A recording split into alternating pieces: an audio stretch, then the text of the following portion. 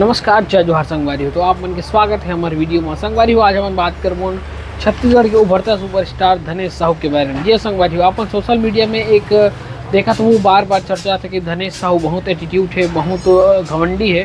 तो ये विषय लेके संगवारी मन स्वयं धनेश साहू से बात करता ना, वो आप मतलब बताते हैं कि संगवारी बात में कितना सच्चाई है।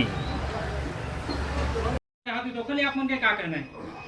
मैं तो हर कोई से मिलता हूँ भाई, जो मोर घर आते मोला बहुत खुशी होते।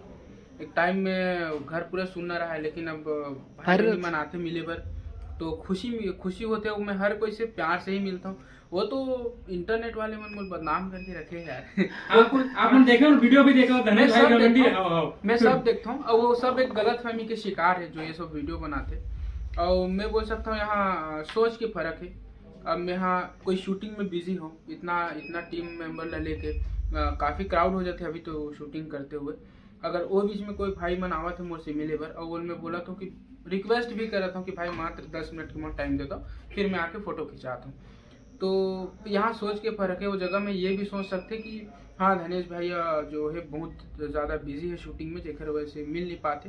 तो ये पॉजिटिव बात होती कि हाँ भाई ला सपोर्ट करो, बढ़िया मेहनत करे थे, ये पॉजिटिव सकारात्मक बात होती। लेकिन ओखर जगह में ये बोले कि घमंडी है, एटीट्यूड वाला है, नहीं मिल पाते, तो मैं बोलूँ यहाँ पास सोच के फर्क है। अगर ओखर सामने वो टाइम में अगर भगवान बन के भी खड़ा हो जाओ ना पाँव पर कि भैया मात्र 10 मिनट टाइम दे दे, फिर भी वो मोर बारे में गलत ही बोली। तो मैं ये सब बात में नहीं आऊँ, मोर बोला थे बोलन दे। कुछ मन भैया गुटखा खाते हैं, इसी की भी उठा गई बात। बोल सकता हूँ, वही मैं बोला था ना, सोच के ही फर्क है।